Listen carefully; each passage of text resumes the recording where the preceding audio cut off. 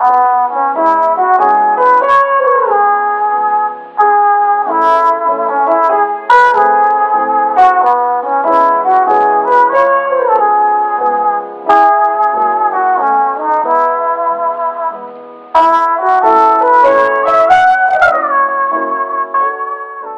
feels so good being back in Park Slope. I love this neighborhood. I know, it's so beautiful. The architecture is gorgeous, and we're only a half block from the park. It's such a great location. Yeah, when Jamie and Vanessa asked us to work on their 5-story brownstone, it's just something we could not say no to. I know, this block has such an amazing history too.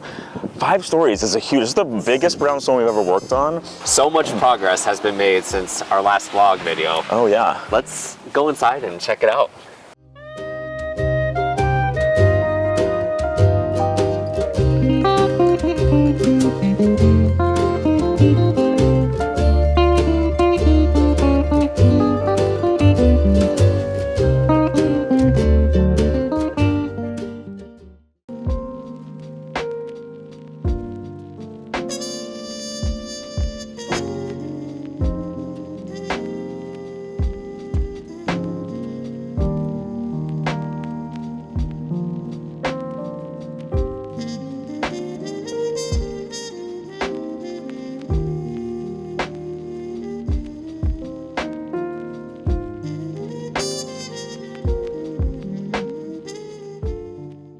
So we're here in the kitchen right now, and a lot has been taken out, demoed here to make room for the new kitchen. But one thing that's staying is this really beautiful built-in.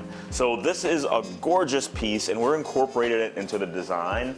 But on the inside of it, on the back, there is some beadboard that was added probably in like the 60s or 70s or something. So we're taking that out, and we want to put a pop of color in here. So we're trying to decide if we're going to do wallpaper or paint it.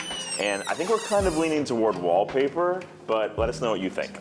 So last time we were on the vlog, you guys saw us doing some paint stripping test, and we still are very much in the process of paint stripping. However, a little different than our usual, we decided to use the paint stripping scope in the middle of the construction phase. There's a lot of chemicals involved, so right now we really want to get the solid structure in place, and then we're going to pick up with the paint stripping. However, you can see all little test strips throughout here. This is the darkest wood in the house. This is the mahogany. So you can see that we were able to lighten it a little bit over here, and that's kind of the main goal, is just to lighten all of this heavy wood.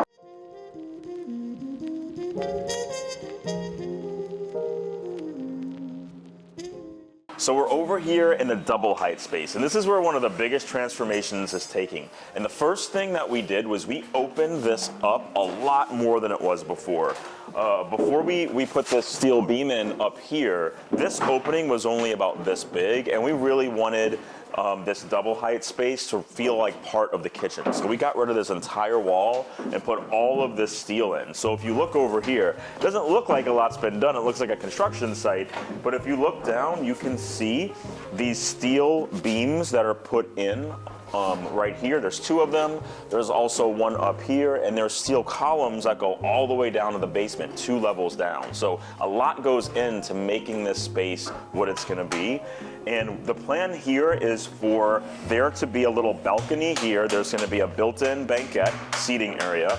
And then right here, there'll be a railing, and everything beyond this will be a double height space, and there'll be a stair that goes down to the family room. And then we're gonna have 2 stories of glass, letting in lots of natural light into the family room and into the kitchen. Right now we have a guy over here repointing to the left, so all of these new bricks that are gonna cover that steel, just so we can start structurally closing this off before we add the drywall. He's adding some more bricks over here.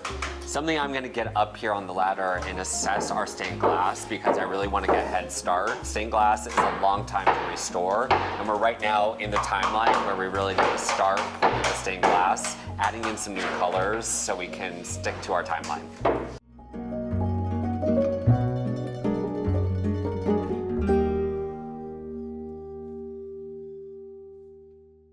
All right, so this stained glass is absolutely gorgeous, but it's damaged.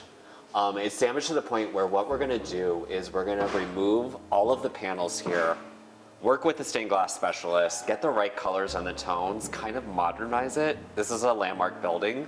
So we also have to make sure it looks like the original, but with new colors, a little bit more modern skew, I think that this could be truly transformative.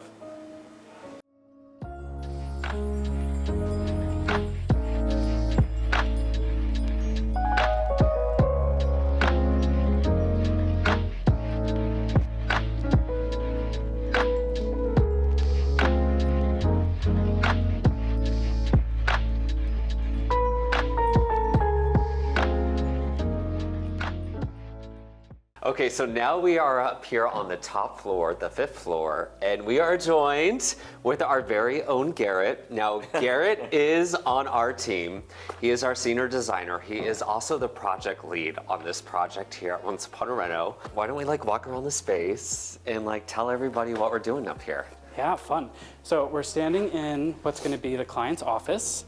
And so it's going to be an office space, and then in the middle of the room is going to be this huge, we're doing 4 skylights, what we're calling the atrium space. Yeah. And then everything is partitioned with glass walls with steel dividers in them.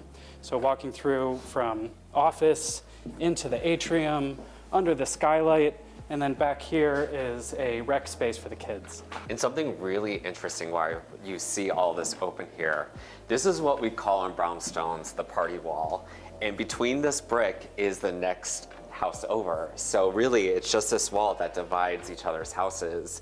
And obviously we are doing a lot of repointing of the brick over here in areas that the brick was needing repairment. But over here is all the new framing that will start all of the new space here at Once Upon a Reno. Obviously our work is cut out for us. Yes. We're thinking roughly about 8-9 more months of construction. Yeah. But time really is going to fly by. I mean, there's been already so much progress in here. And I know, what is the next big thing on your to-do list for this place? We got to get things ordered. I know. Walls are up, and so we got to get plumbing roughs and plumbing valves and all of that sort of business, ready for the contractor to install. Yeah. The last thing we want to do is slow things down by not having all that stuff here on site when they need it. Yeah. So we want to make sure we're not the bottleneck.